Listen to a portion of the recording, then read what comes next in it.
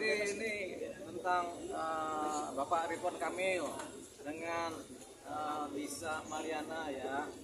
Itu kalau dari apa yang sudah beredar memang sudah terjadi yang namanya perselingkuhan. Ya, bukti-buktinya sudah disampaikan oleh Lisa ya. Yang sepengetahuan kita bersama memang terjadi perselingkuhan. Tinggal persoalannya adalah ini anak siapa? Apakah anak dari hasil perselingkuhan? Apakah ini anaknya Ridwan Kamil atau bukan? Itu aja tinggal persoalannya. Jadi yang kita tahu itu begitu. Oke, ada pertanyaan yang lebih detail. Bang, terkait pelaporan sejauh ini gimana Bang? Ada mau pelaporan polisi? Oh gini kan kita kan pengamat aja nih kan. Jadi gini. Jadi seorang Lisa Mariana dengan anaknya, kemudian dia memperjuangkan anaknya, tentunya ada tendensi-tendensi yang mau dimaui oleh dia ya. Apalagi kalau dia yakin bahwasanya ini anak dari benihnya Ridwan Kamil. Jadi keyakinan ini datang dari seorang Lisa Mariana ya. Jadi kita nggak bisa kemudian menafikan keyakinan dia. Karena dia seorang wanita, walaupun dia mungkin punya latar belakang yang negatif atau apa kata orang, tapi sebagai wanita, naluri dia kemudian memberikan keyakinan bahwasanya dia yakin ini anaknya seorang Ridwan Kamil. Tapi bagi Ridwan Kamil, dia ragu-ragu. Ridwan Kamil ini dalam keraguan-raguan, anak saya bukan ini, begitu. Tapi karena dia ragu-ragu, dia kan berhitung dengan kapan melakukannya, terus kapan anak ini lahirnya, kan dihitung. Kok bulannya nggak cukup, akhirnya dia ragu-ragu. Tapi dalam keraguan-raguannya tampaknya Ridwan Kamil cukup bertanggung jawab. Kenapa dia bertanggung jawab? Karena dia kemudian menurut keterangan yang ada memberikan nafkah terhadap si anak ini. Jadi tetap Ridwan Kamil masih dalam posisi ragu-ragu, tapi dia bertanggung jawab. Itu sisi bagusnya dari seorang Ridwan Kamil. Ada yang bilang ini pengalian isu Bang.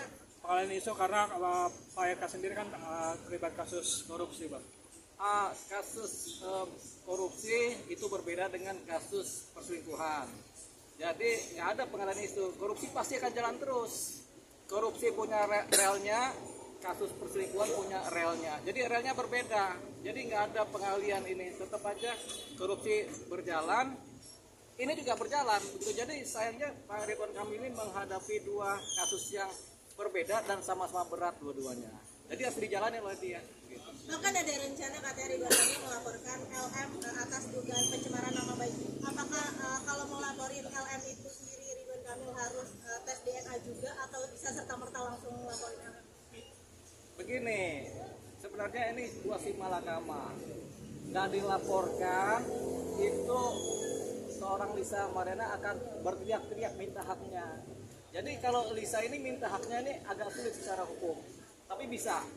Hukum perdata maupun hukum pidana bisa dia masih menggugat, tapi agak sulit, agak panjang ya. Makanya si Lisa ini, si LM ini kemudian dia menggunakan sarana-sarana media sosial. Jadi ada yang namanya permintaan keadilan lewat hukum, ada yang namanya permintaan keadilan lewat jalur sosial. Jadi yang dilakukan oleh LM ini adalah permintaan keadilan lewat jalur sosial. Jalur psikologi sosial. Nah, permintaan keadilan seperti ini kemudian kalau dibiarkan aja tidak ditanggapi berbahaya. Makanya seorang Ridwan Kamil harus mengambil keputusan. Dia harus melakukan sikap tindak keputusan, yaitu menanggapi ini secara hukum. Kalau menanggapi secara sosial, kalau bisa diademkan, nggak apa-apa. Tapi kalau nggak bisa, mau nggak mau dia secara hukum. Makanya Ridwan Kamil kemudian berniat melaporkan seorang LM. Tentu saja ini berdampak terhadap tes DNA.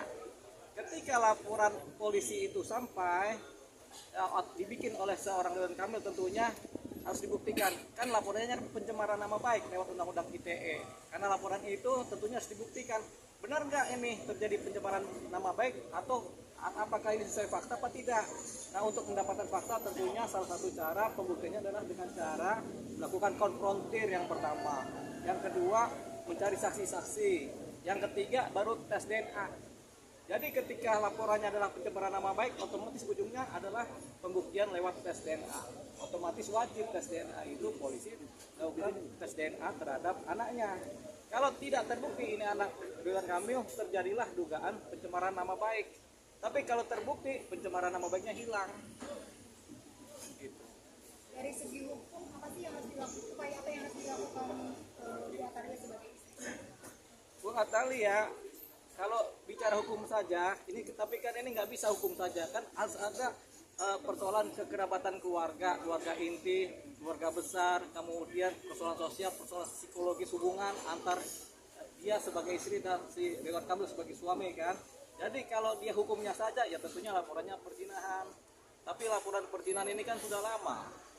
Ujung-ujungnya juga selain laporan perzinahan, laporan lagi pencemaran nama baik karena Atalia bergabung dengan Ridwan Kamil sebagai satu keluarga. Jadi tercemarkan kan. Jadi ujungnya ke situ juga. Kalau perzinahan ini persoalan udah lama, udah 4 tahun yang lalu ya. Jadi karena sudah 4 tahun yang lalu susah mencari bukti perzinahan. Tapi faktanya ada, yaitu saksinya menyatakan sendiri kami berzina kan begitu kan. Saya dengan Ridwan Kamil kata si LM. Nah itu salah satu buktinya, tapi itu agak susah ya. Karena perzinahan itu harus dibuktikan hubungannya bagaimana, di kamarnya bagaimana begitu.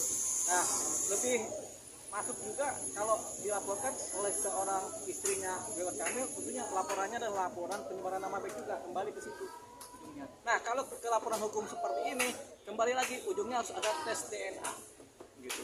Bang, ini juga merugikan dari pihak LM sendiri nggak sih? Artinya kan tidak ada pernikahan di antara kedua belah pihak. LM rugi nggak rugi itu relatif. Kalau kepentingannya sosial atau kepentingan ekonomi atau kepentingan hukum itu relatif ya. Jadi kalau dia sendiri meledakkan ini dalam posisi minta keadilan secara sosial, itu artinya si LM ini merasa tidak rugi. Jadi dengan begini dia sebenarnya merasa untung. Tapi Bang, yang namanya perselingkuhan itu artinya kan tidak dibenarkan oleh beberapa macam pihak Ya. gitu. Artinya dengan hal seperti ini, seandainya dan LM sendiri menang, apakah perempuan-perempuan yang di sana yang memang istri saya itu tidak akan berontak gitu loh dengan artinya mereka kan pasti ada rasa kekhawatiran suaminya berselingkuh gitu. Oh ya, sebenarnya hal seperti ini tabu untuk dibicarakan ya. Tapi ini kan teriakan-teriakan dari wanita ya. Jadi yang tabu ini kemudian kalau kita sampaikan di sini juga tabu juga sebenarnya ya. Jadi banyak wanita, banyak istri kemudian yang mengalami seperti ini, hal seperti ini. Tapi kemudian ada yang bisa menerima, ada yang bisa mentoleransi, ada yang bisa memaafkan, ada yang tidak. Kalau tidak bisa memaafkan tentunya ujungnya perceraian. Tapi kalau bisa memaafkan tentu hubungannya langgeng. Tapi hubungan langgeng ini hubungan yang sifatnya tidak seperti dulu. Gitu. Karena setiap ada pengkhianatan timbul rasa sakit.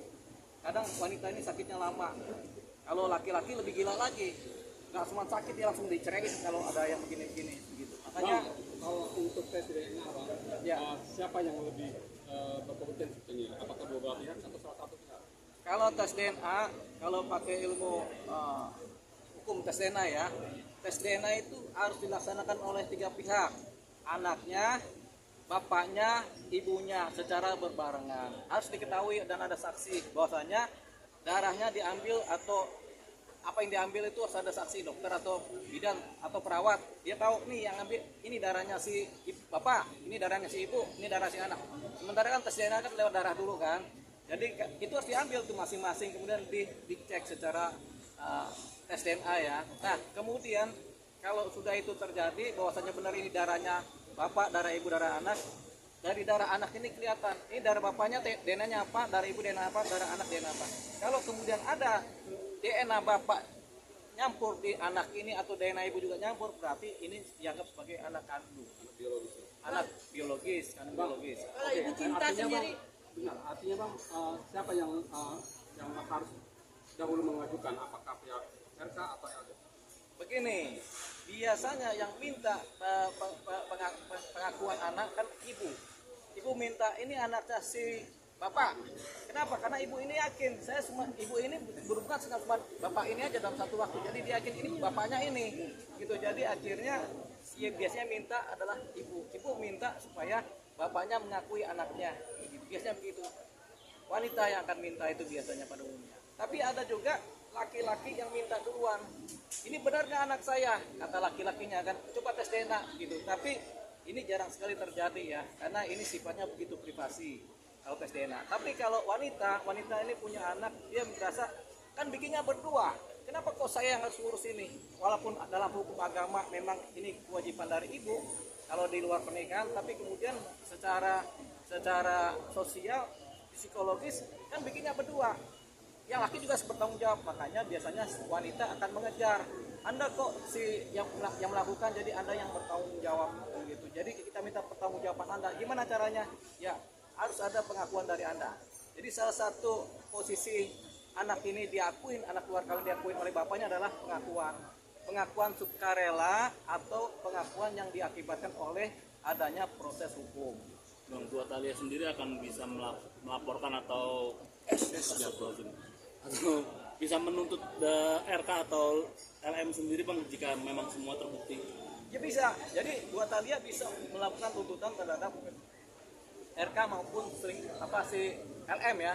Bisa. Mereka juga dulunya bisa dipidanakan, tapi selalu ada risiko. Risiko itu adalah hancurnya rumah tangganya Ridwan Kamil dan Atalia. Kenapa hancur? Karena ketika Ridwan Kamil